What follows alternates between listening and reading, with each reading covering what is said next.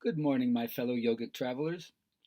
I'm mighty glad to be alive, and I hope that you are too, as we continue to live, laugh, love, learn, linger, and live the life we love.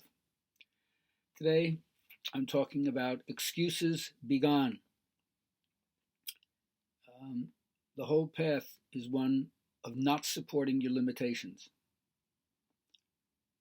As Krishnamurti says, don't make the limitation of your own experience the measurement of all possibility. So, if we're going to be empowered to go beyond what our present situation is, we have to integrate the shadow, as they say.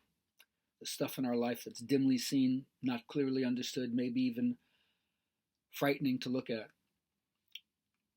But we have to understand that in the Indian path, the Hindu path, as far as I understand it, there are two major ways of coming into jnana yoga or knowledge.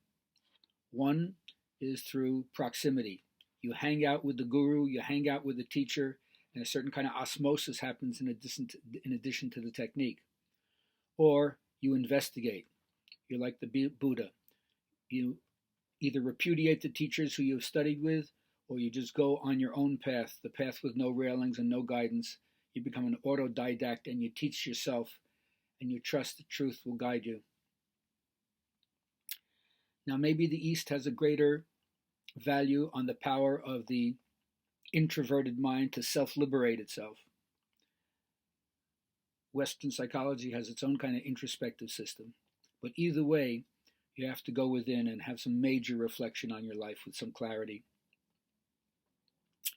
Now, if we understood that trouble is opportunity in work clothes, maybe we wouldn't be so resistant to difficult situations or hard times, because we know that through that we're going to learn something. And this is the learning that's different than instruction, which is where they pack in information, has nothing to do with you per se. You just have to parrot back the teaching to let them know you understood. But education has to do with leading forth from within yourself, following the promptings of your own inner self, because you find out in every adversity is the seed of an equivalent or greater benefit. Remember, trouble is opportunity in work clothes.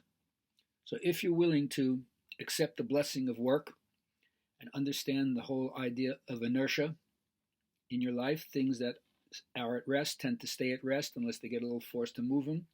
That's the sedentary habits that we don't want to move or change, where we're lazy. Or things that are going in a certain direction, that's another kind of inertia, until a force is put against them to stop. Things that we've already engaged in doing in our lives have a lot of power through habit to continue. We have to stop that. So those are two ways that we can understand how to use our own inertia to work the path. And that's what gives us a context for pain. Just like the Buddha said, there's a certain kind of suffering in life, and we're subject to more suffering in the sleepy state. So it's to each one of us to find out, how do we awaken and how do we stay awake. Of course, I believe that having an elder in your life, somebody else who's been on the path, or someone who's a master in the same field that you're interested in, will show you things about how to live, not just perfect the form, but give you the kind of inspiration that makes you aspire to be the best self that you can.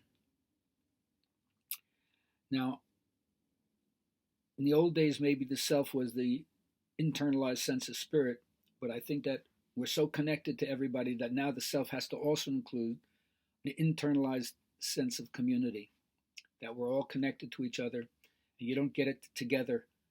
You don't get it together alone. You need other people in some way. It doesn't abrogate your responsibility for your personal work, but banding together with other people is so important, because none of us is as smart as all of us. So, as my teacher said, here's the challenge. When I walk into the room, first thing the teacher said to me, did you wake up on an inhale or an exhale? I'm not sure. Well, when you fell asleep, did you fall asleep on an inhale or an exhale? I don't know. So this brings me back to my old Kung Fu koan. When you can take the remote from my hand, you can watch any station you want. So pay attention to your breath and see if you can be conscious enough to know when you slip from the waking state to the sleep state, Was it on an inhale or an exhale? And when you woke up in the morning, was your first breath an inhale or an exhale?